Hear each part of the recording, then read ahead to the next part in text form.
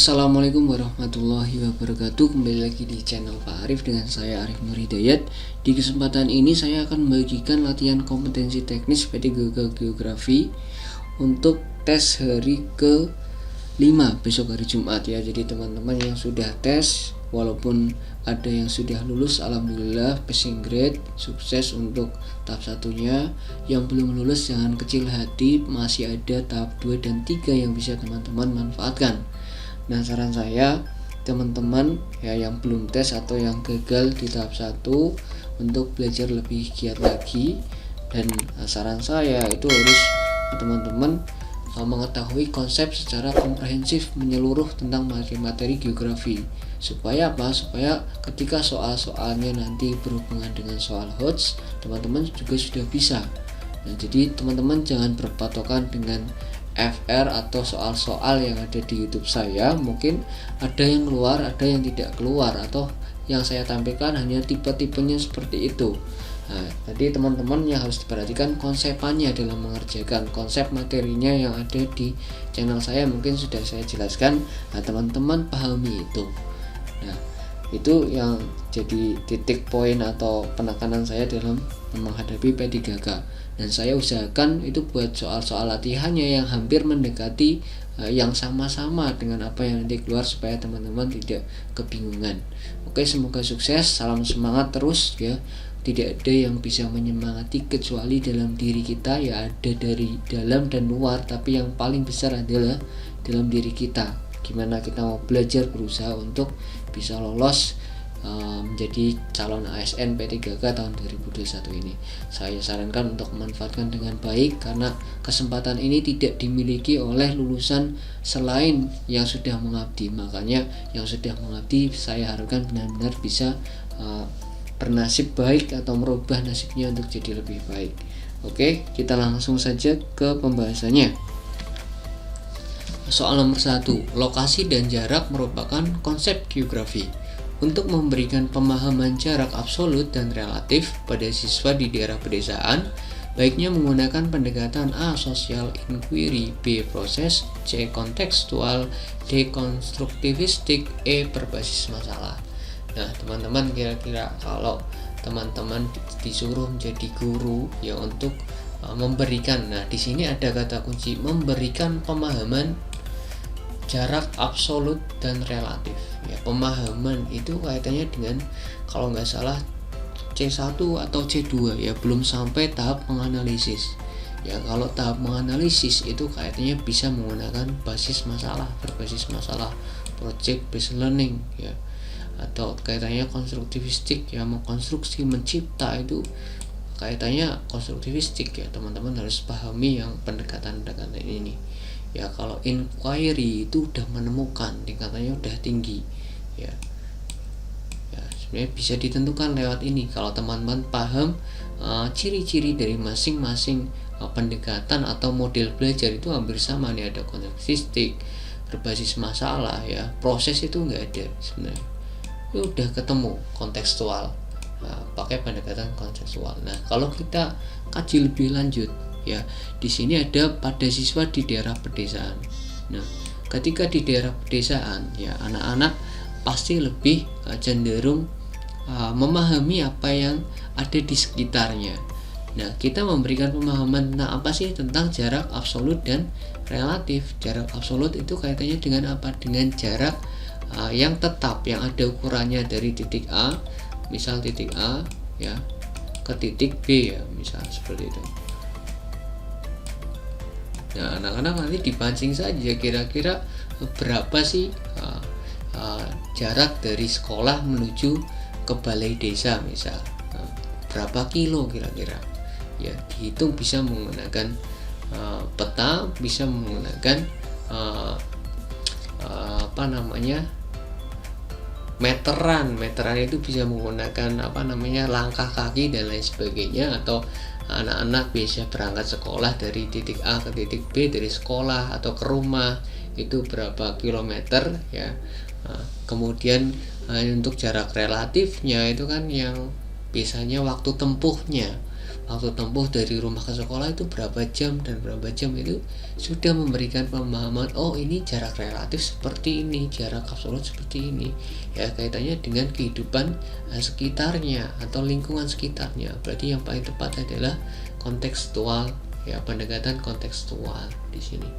Oke, jadi teman-teman harus mempelajari lagi materi-materi yang kiranya cocok untuk pendekatan apa. Dilihat di sini konteks yang akan disampaikan apa, apakah pemahaman ataukah menganalisis atau menyajikan. Nanti akan berbeda dengan model pembelajarannya yang dipakai, begitu ya. Model pembelajarannya juga harus dilihat sintaknya, itu sintaknya langkah-langkahnya apa ya, disesuaikan. Oke, kita langsung saja ke soal nomor 2. Contoh penelitian bidang geografi yang menerapkan konsep keterjangkauan adalah. Nah, di sini ada contoh penelitian bidang geografi yang menerapkan konsep keterjangkauan. Keterjangkauan berarti kemudahan akses. Ya, di sini ada contoh penelitian, berarti ada yang diteliti. A. Persepsi masyarakat terhadap pembuangan sampah domestik ke sungai. Ini kaitannya dengan lingkungan, berarti bukan. Kajian kesesuaian lahan untuk perkebunan teh di daerah pegunungan. Ini juga kaitannya dengan kesesuaian lahan untuk perkebunan teh. Kira-kira lahan ini cocok enggak untuk perkebunan teh? Ini konsep keterjangkauan bukan? C. Penataan ruang kawasan perdagangan di daerah perkotaan. Nah, penataan ruang kawasan perdagangan di daerah perkotaan ini enggak cocok untuk konsep keterjangkauan, ini lebih cocok untuk yang lain ya, bukan. Ini mungkin lokasi ya, lokasi yang cocok untuk kawasan perdagangan yang mana, konsepnya konsep lokasi, bukan terjangkau. Penentuan lokasi ya, ini lokasi jelas, penentuan lokasi berarti konsep lokasi. Jadi yang paling tepat adalah yang mana, yang E. Di sini ada studi pemasaran hasil industri ke konsumen antar daerah perkotaan ya. Jadi studi pemasaran hasil industri ke konsumen itu antar daerah perkotaan itu saling menjangkau enggak gitu kan. Kita bisa esensi daripada studi pemasaran hasil industri ini kita teliti ke konsumen antar daerah perkotaan itu menjangkau secara keseluruhan atau tidak gitu. Jadi jawabannya adalah yang ketika menjangkau berarti pemasarannya bagus, menjangkau semua daerah perkotaan. Tapi kalau tidak menjangkau berarti ada problem yang perlu diteliti, begitu teman-teman. Jadi teman-teman harus tahu, yang pertama itu konsep geografi ada 10 konsep esensial. Teman-teman sudah saya jelaskan di part video yang sudah saya buat. Teman-teman silakan dilihat dari part 1 sampai ini part 14. Kalau teman-teman mempelajari pasti akan sedikit atau lebih banyak keluar, teman-teman bisa passing grade, saya harapkan gitu ya. Ada beberapa orang yang mengikuti channel saya juga alhamdulillah lolos dengan passing grade yang tinggi. Jadi teman-teman semoga bisa lolos juga. Kita lanjut ke soal nomor 3 ya. Salah satu faktor yang mempengaruhi persebaran flora di dunia adalah faktor edafik. Berikut ini unsur-unsur dari faktor edafik yang berpengaruh terhadap sebaran tersebut adalah: A. Kelembaban udara, B. Kandungan humus, C. Ketinggian wilayah, D. Suhu udara, E. Kemiringan lereng. Kandungan kelembaban ini semuanya mirip dengan edafik ya. Edafik itu apa sih? Ya, mengacu pada kondisi tanah pada suatu wilayah ya. Jadi kondisi tanah itu berpengaruh secara langsung terhadap kesuburan tanaman. Ya, patokan dalam kesuburan tanah itu ada apa? Kandungan humus, unsur hara, tekstur, struktur tanah, ketersediaan air, dan pori-pori tanah.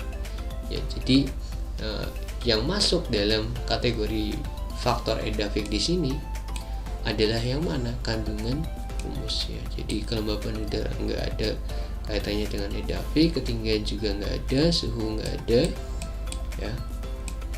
Kemiringan lereng juga bukan ya. Jadi yang paling tepat adalah yang kandungan humus ini.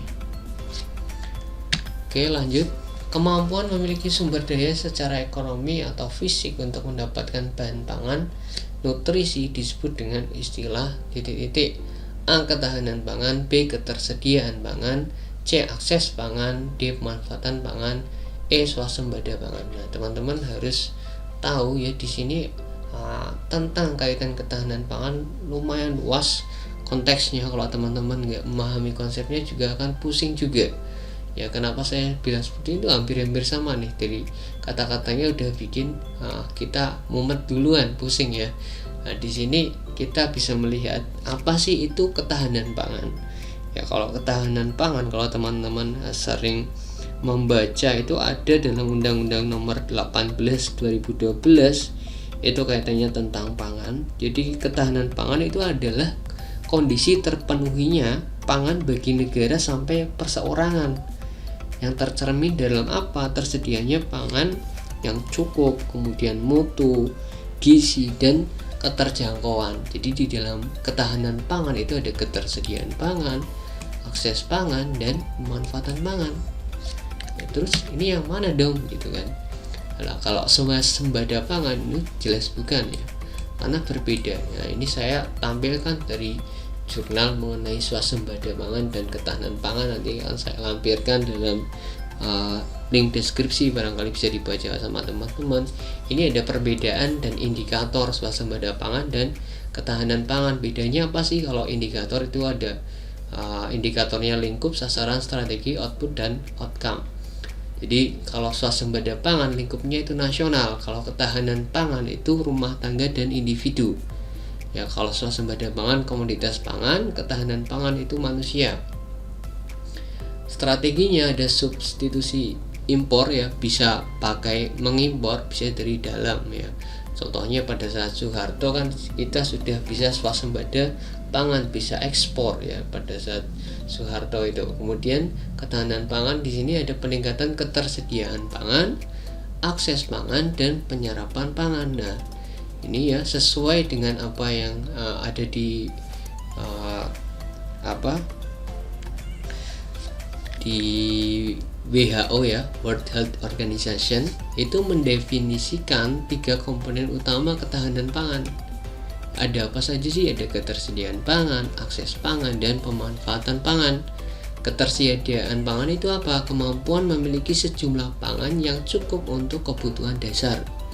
Jadi ketika suatu keluarga tidak mampu untuk mencukupi kebutuhan dasarnya, berarti ketersediaan pangannya kurang.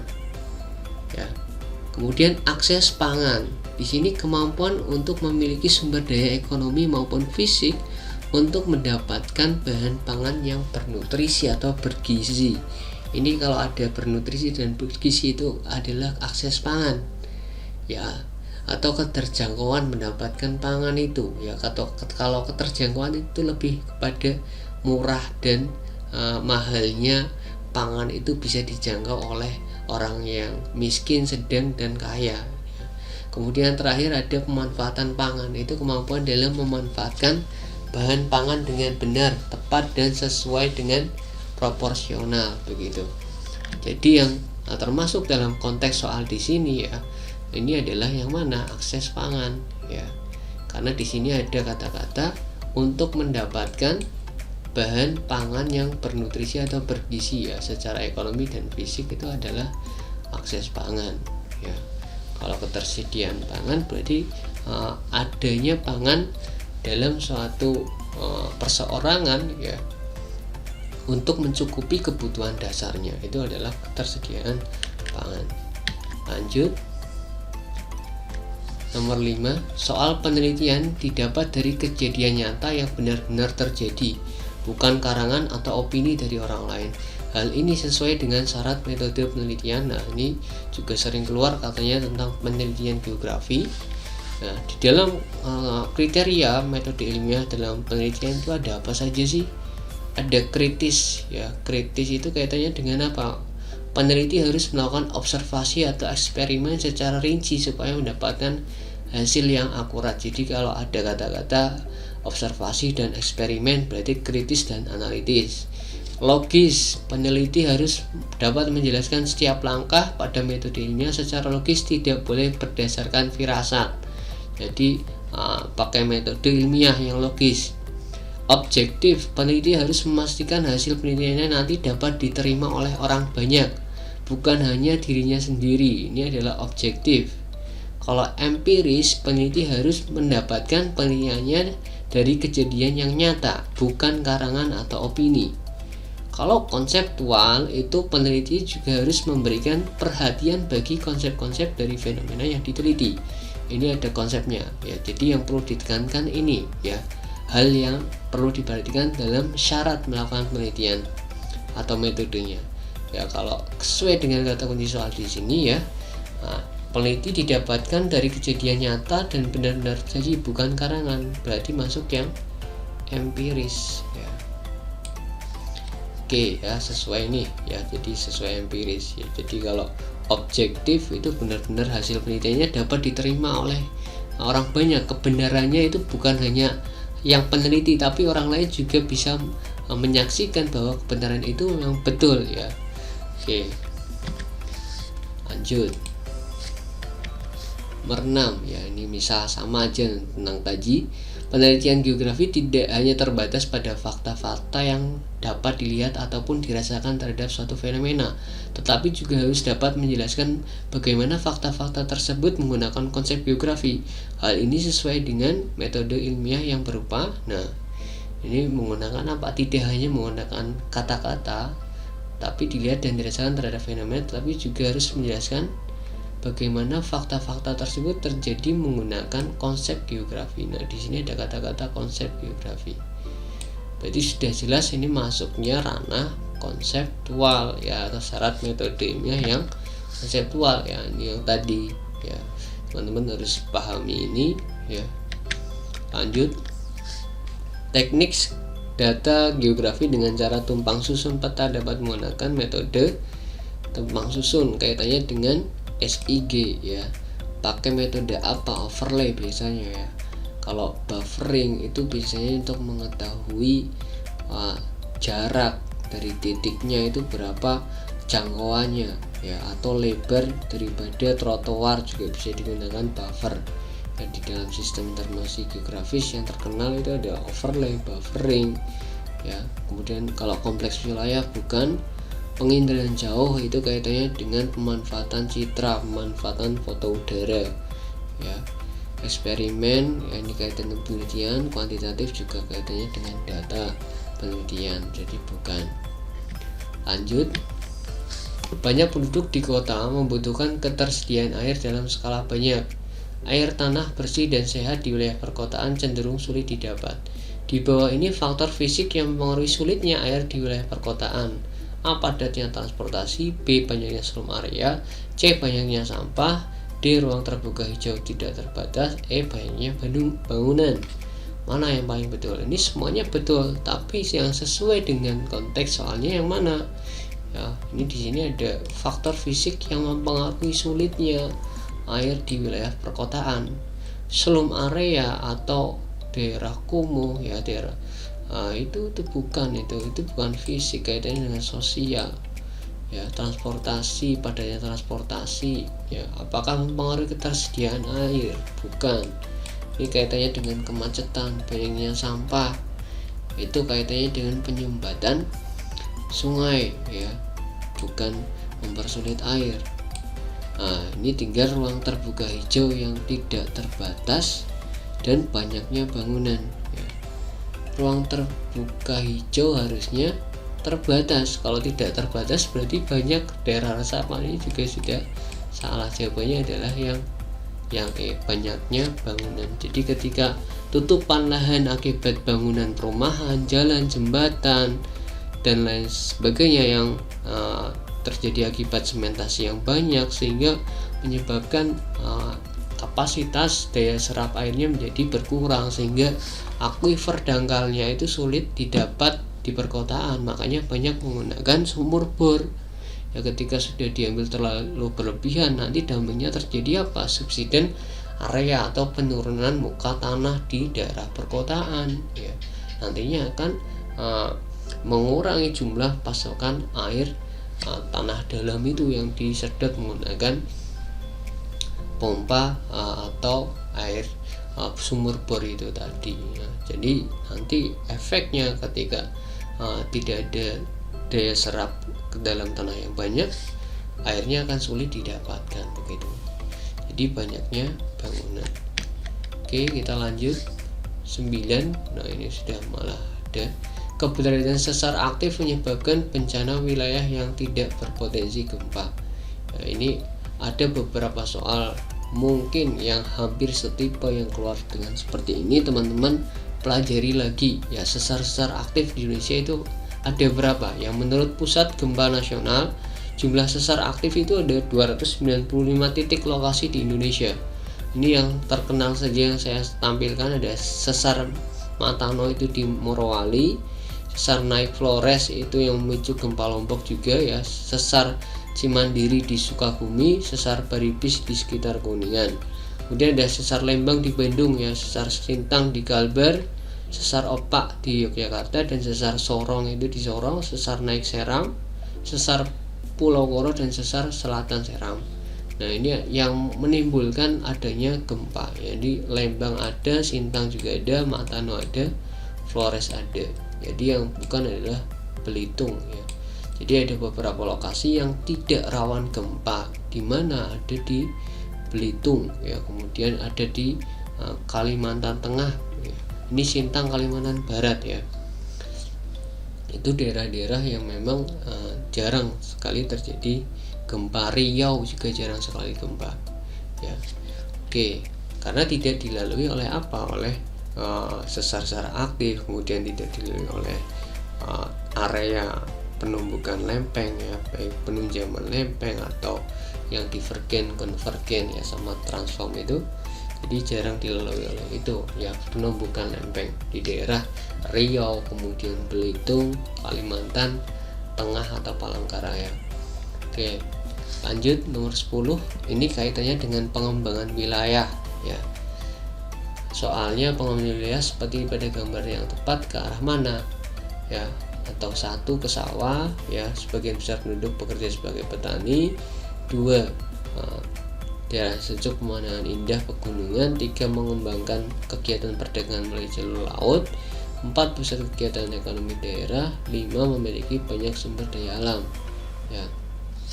Kita lihat kalau ada soal seperti ini, kita lihat kata kuncinya ya, luas wilayah itu tidak menjamin perkembangan wilayah ke arah tersebut ya, luas wilayahnya ini.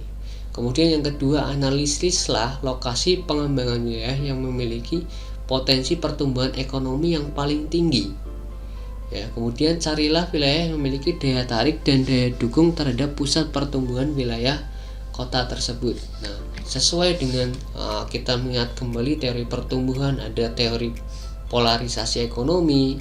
Itu apa sih? Jadi setiap daerah itu memiliki daya tarik pusat pertumbuhan yang menjadi daya tarik masuknya tenaga kerja, modal, dan barang dagangan. Ini teori polarisasi ekonomi. Kemudian teori kutub pertumbuhan ya, pusat pelayanan yang dimiliki oleh suatu tempat dengan kekuatan sentripetal atau kutub itu daya tarik terhadap daerah lainnya. Jadi ada daya tarik dan daya dorong dari wilayah lingkar di kutub itu ya. Kemudian kalau teori tempat sentral itu pusat pertumbuhan didasarkan atas lokasi dan pola persebaran permukiman dalam suatu ruang ya. Nah, kalau kita lihat pengembangan wilayah di sini ya, antara sawah, pegunungan, laut, industri, dan hutan ini memiliki potensi pertumbuhan ekonomi. Tapi kita lihat di sini yang paling tinggi itu yang mana ya, tinggal dilihat. Kalau hutan, apakah nanti pertumbuhan ekonomi tinggi? Tidak. Sawah banyak petani ya. Tadi apa yang polarisasi ekonomi ya, di sini ada tenaga kerja, modal, dan barang dagangan ya. Ini pegunungan ya, mungkin kalau pariwisata banyak ya, nanti akan ada hotel dan lain sebagainya. Laut juga mungkin akan ada pariwisata, bahari, dan lain sebagainya ya. Tapi yang paling tinggi itu di nomor 4 ini, industri ini ya. Ketika ada industri, nanti ada tempat untuk orang yang bekerja di pabrik-pabrik ya, ada kos-kosan, tempat makan, nanti akan ada jalan yang mudah ke sini ya.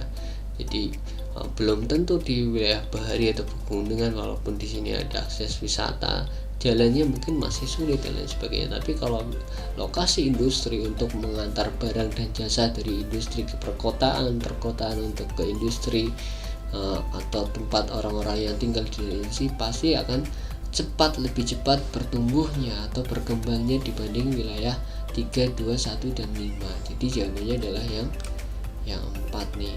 Jadi teman-teman, itu yang harus dipahami ya, teori pusat pertumbuhan atau pertumbuhan diingat lagi.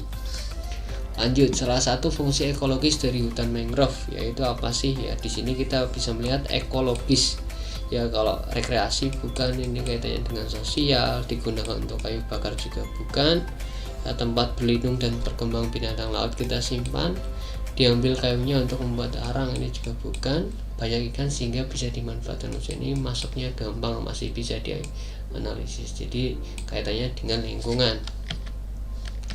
Lanjut, sungai-sungai panjang yang ada di Indonesia seperti Sungai Musi di Sumatera itu termasuk jenis sungai apa? Ada glacier, permanen, periodik, intermittent, dan ephemeral. Nah, Sungai Musi ya, di sini ada sungai panjang yang ada di Indonesia. Sungai Musi itu masuk apa? Ya sungai permanen ya, karena airnya ada terus. Sungai besar, Sungai Mahakam, yaitu adalah salah satu sungai panjang. Nah, ini penjelasannya. Oh, ini salah kata kunci saya, memberikan blok yang salah, harusnya yang B ini ya teman-teman, perhatikan, harusnya jawabannya adalah yang permanen karena Sungai Musi itu salah satu sungai permanen. Nah ini ya baru kelihatan, berarti ini yang C tadi salah ngeblok ya teman-teman, harus diingat. Nah kenapa saya menjawab sungai permanen ya, di dalam sungai itu ada banyak jenisnya berdasarkan air ya, atau banyaknya air atau intensitas airnya, itu ada sungai permanen, sungai periodik, intermittent, dan sungai ephemeral. Sungai permanen apa? Itu sungai yang debit airnya sepanjang tahun itu relatif tetap. Contohnya apa sih? Sungai Kapuas, Kahayan, Barito, Mahakam di Kalimantan, Sungai Musi, Batanghari, Indragiri itu di Sumatera itu besar ya, beda dengan sungai-sungai di Jawa. Sungai di Sumatera, Kalimantan itu luas, lebar ya, makanya kalau orang Sumatera ke Jawa biasanya ya kok sungainya kecil begitu, padahal menurut orang Jawa itu sungainya udah gede gitu. Kemudian sungai periodik ya, di sini sungai periodik ya, sungai pada waktu musim hujan itu airnya banyak ya, tapi pada saat musim kemarau airnya sedikit ya. Contohnya apa? Di Pulau Jawa ada Sungai Bengawan Solo, Sungai Opak di Yogyakarta ya, Sungai Frogo, Sungai Code di kawasan Sungai Jakarta, dan Sungai Brantas di Jawa Timur.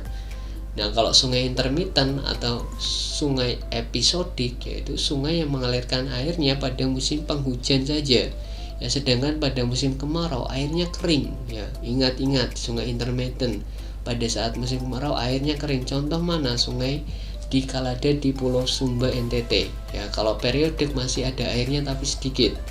Kemudian sungai ephemeral, bedanya apa? Sungai yang aliran airnya hanya pada waktu musim penghujan, pada akhirnya nyaris seperti episodik ya, sama itu, hanya saja musim penghujan sejenis ini airnya belum tentu banyak ya. Di sini ada kata kunci, pas musim hujan airnya belum tentu banyak, itu ada ephemeral ya. Sering keluar itu intermittent, periodik, dan permanen. Diingat-ingat, sungai intermittent itu sama dengan sungai episodik ya, ini jangan sampai lupa, sama ya. Nah ini berdasarkan intensitasnya, sekarang berdasarkan genetiknya ya, itu ada sungai subsequent ya, ada consequent, obsequent, dan resequent. Diingat-ingat teman-teman, gambar aja supaya tidak bingung nanti pada saat tes, gambar kalau misal ada seperti ini. Kalau consequent, K ya, kemiringan lereng, berarti consequent itu searah dengan kemiringan lerengnya ya, ini consequent. Kalau subsequent itu yang tegak lurus dengan konsekuen ya, yang S ini ya, ini yang subsequent, ini yang ini ya. Nah, kemudian kalau yang resequent ya, resequent itu yang ini berarti anak sungai dari subsequent yang searah dengan sungai konsekuen ya. Resequent ini adalah anaknya ya, anaknya dari sungai subsequent. Kalau sungai obsequent, anak sungai dari subsequent tapi yang berlawanan arah dengan sungai konsekuen, ini adalah sungai obsequent ya. Jadi sungai obsequent ini anak sungainya dari mana? anak sungai dari sungai subsekuen, tapi arahnya berlawanan dengan arah sungai konsekuen. Ya, jadi teman-teman kalau nggak gambar nanti bingung. Ya, digambar saja. K itu konsekuen, berarti sesuai dengan kemiringan lereng. S ya ini berarti subsekuen, ya biasanya tegak lurus. R berarti searah, ya searah dengan kemiringan lereng. O berarti menyimpang atau perlawanan arah begitu. Oke, semoga paham. Nah, lanjut 13. Wilayah yang mempunyai kegiatan yang saling kait-mengkait antara pusat kegiatan disebut wilayah. Ini juga katanya sering keluar yang soal nodal, uniform, region, landscape, formal.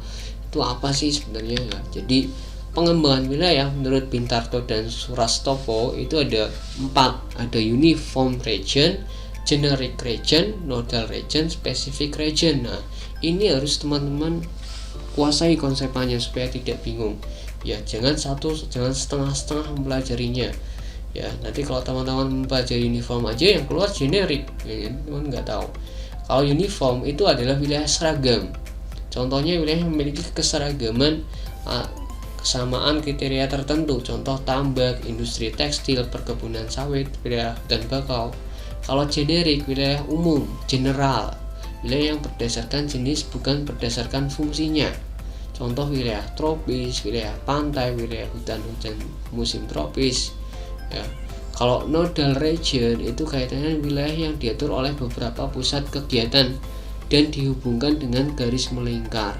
Contoh Jabodetabek, Central Business District, bandara pelabuhan. Kalau nodal region ya intinya itu ada pusat-pusat kegiatan ya yang saling berkaitan, misal dengan daerah belakang atau hinterland ya. Nodal itu seperti ini ya. Kemudian ada daerah latar belakang atau hinterland. Ya, ini saling mempengaruhi ya, nodal ini. Ya, saling mempengaruhi satu sama lain. Wilayahnya Jakarta misal ditopang oleh Bekasi, kemudian Depok ya. Untuk apa? Dalam hal misal rumah-rumah pekerjanya di Depok dan lain sebagainya, sama di daerah Bogor ya, mungkin sayur-sayurnya dari Bogor dan lain sebagainya. Itu adalah daerah-daerah hinterland daripada Jakarta. Nodal regionnya mana? Jakarta, Jabodetabek ini. Specific region itu berarti kaitannya dengan wilayah yang didasarkan pada kekasan tunggal dengan ciri fisik karakteristik tertentu. Contohnya Asia Timur, Asia Tenggara, WIB, WITA itu masuknya specific region ya. Jadi teman-teman harus diingat ya. Kalau uniform region itu juga hampir sama dengan wilayah formal atau wilayah yang seragam, homogen ya. Kalau nodal region cenderung heterogen ya, banyak. Oke, terima kasih, semoga bermanfaat ilmu yang saya sampaikan pada hari ini. Jangan lupa untuk terus belajar, karena kita sebagai pembelajar, sebagai guru ya, jangan patah semangat ya, jangan berpikir negatif, kita terus berpikir positif untuk mendapatkan hasil yang terbaik. Semoga sukses, jangan lupa berdoa dan usaha, share ke teman-teman, jangan lupa like dan subscribe. Wabillahi taufiq wal hidayah. Wassalamualaikum warahmatullahi wabarakatuh. Ganteng doang nonton kagak di subscribe, canda subscribe.